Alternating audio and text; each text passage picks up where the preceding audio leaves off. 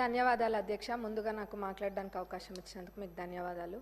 మా పాలకుర్తి నియోజకవర్గంలోని పెద్దవంగర మండలం 2016లో ఏర్పడింది. అది పేరుకి మండలం అయితే ఏర్పాటు చేసిండ్రు, కానీ అన్ని గవర్నమెంట్ ఆఫీసెస్ అన్నీ కూడా రెంటెడ్ బిల్డింగ్స్లోనే ఉన్నాయి. దీనికి ఒక దాతలు ముందుకొచ్చి స్థలం ఇవ్వడం కూడా జరిగింది. దాంట్లో ఎంఆర్ఓ ఆఫీస్ ఆల్రెడీ ప్రారంభించి 50% పనులు కూడా పూర్తయినాయి. మిగతా 50% పనులు ఏవైతే ఉన్నాయో దానికి 1 కోటి రూపాయలు అయితే ఆ బిల్డింగ్ సంపూర్ణంగా పూర్తవుతుంది. దానికి నిధులు ఇవ్వాలని సంబంధిత మంత్రివర్యులని అడుగుతున్నాం. అట్లనే అదే స్థలంలో ఎంపీడీఓ ఆఫీసు నిర్మించడానికి కూడా ప్లేస్ ఉంది, కాబట్టి దానికి కూడా శాంక్షన్ ఇవ్వాలి, ఆ నిధులు కూడా ఇవ్వాలి.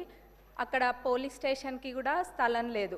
పోలీస్ స్టేషన్ కూడా రెంటెడ్ బిల్డింగ్లోనే ఉంటుంది, కాబట్టి పోలీస్ స్టేషన్కి కూడా స్థలము మరియు నిధులు ఇవ్వాలని కోరుకుంటున్నా ఇన్ఛార్జ్ మినిస్టర్ గారిని, అట్లనే సంబంధిత మంత్రివర్యులని కూడా. ఇంకా మా పాలకుర్తి నియోజకవర్గంలోని పాలకుర్తి మండల్లో బస్ స్టేషన్, ఆ బస్ స్టేషన్ అయితే ఎవరు పట్టించుకున్న నాదుడే లేడు ఇన్ని రోజులు. మొన్న ఒక పెద్ద యాక్సిడెంట్ జరిగింది, బస్సు లారీ 2 కూడా ఢీకొన్నాయి. అయితే అక్కడ ఒక పాలకుర్తి సెంటర్ అని ఉంటుంది, ఆ సెంటర్లోనే బస్ స్టాండ్ అనేది యూజ్ చేయకుండా ప్రయాణికులందరూ కూడా అక్కడనే బస్ ఎక్కుతారు. ఎప్పుడు కూడా ఆ బస్ స్టేషన్ అనేది యూజ్ చేయలేదు.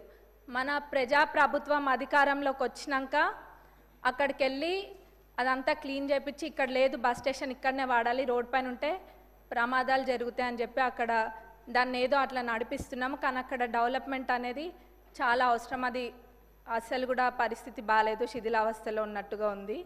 కానీ ఇప్పుడు ఏదో టెంపరీగా అయితే క్లీన్ చేసి పెయింటింగ్ అవన్నీ కూడా వేసిండ్రు. ఆ బస్ స్టేషన్ డెవలప్మెంట్కి నిధులు ఇవ్వాలని ట్రాన్స్పోర్ట్ మినిస్టర్ గారిని, ఇన్ఛార్జ్ మినిస్టర్ గారిని కూడా అడుగుతున్నా.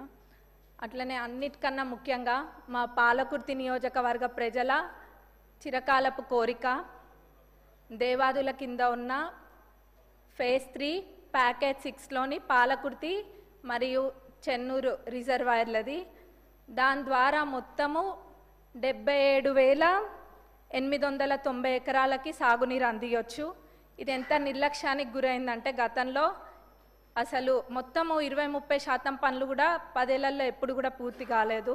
నేను గతంలో కూడా అడిగితే మన ఇరిగేషన్ మినిస్టర్ గారు సానుకూలంగా స్పందించి రివైజ్డ్ ఎస్టిమేట్ వేపిస్తే మొత్తం ఒక 1015 కోట్ల దాకా రివైజ్డ్ ఎస్టిమేట్ కూడా వచ్చింది. వారు దేవాదులలో ప్రత్యేక శ్రద్ధ చూపిస్తున్నారు మన ఇరిగేషన్ మినిస్టర్ గారు కూడా, ఎందుకంటే తక్కువ దాంతో ఎక్కువ ఆయకట్టుకి నీళ్ళు వస్తాయని చెప్పి. ప్రభుత్వం వచ్చినాక, మన ప్రజాప్రభుత్వం అధికారంలోకి వచ్చినాక అదే చేస్తున్నారు. ఎక్కడైనా కానీ తక్కువ ఖర్చుతోటి ఎక్కువ ఆయకట్టు ఎక్కువ వస్తుందో అట్లాంటి ప్రాజెక్టుల పైన దృష్టి పెట్టడం జరిగింది. అందులో మా పాలకుర్తి చెన్నూరు ఇది దేవాదులది కూడా ఉంది. కాబట్టి దీనికి నిధులు కేటాయించాలని మన ఉప ముఖ్యమంత్రి వర్యులని, ముఖ్యమంత్రి గారిని, ఇన్ఛార్జ్ మినిస్టర్ గారిని, ఇరిగేషన్ మినిస్టర్ గారిని కూడా కోరుకుంటున్నాం. ఎందుకంటే ఇది మా ప్రజలు ఎప్పటి నుంచో కోరుకుంటున్నారు, ఎప్పుడు కూడా అది పడవబడే ఉంది. కాబట్టి ఇది చేయడం వల్ల చాలా మటుకు రైతులకి మేలు చేకూరుతుంది మా ప్రాంతంలో. అందులో ఎక్కువ శాతం అంటే 45,000 ఎకరాలు, ఆ 77,000 ఏదైతే ఉందో అందులో 45,000 ఎకరాలు మా నియోజకవర్గానికి సంబంధించే ఉంది, 45,000 ఎకరాలు.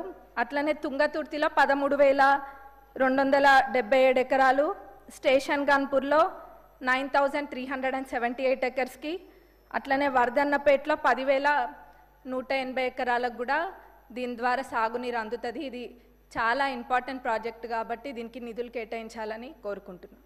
ధన్యవాదాలు అధ్యక్ష.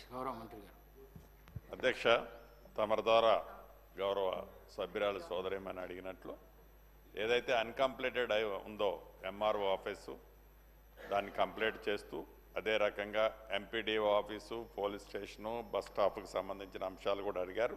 తప్పకుండా వాటిని కూడా పరిశీలించడం జరుగుద్ది.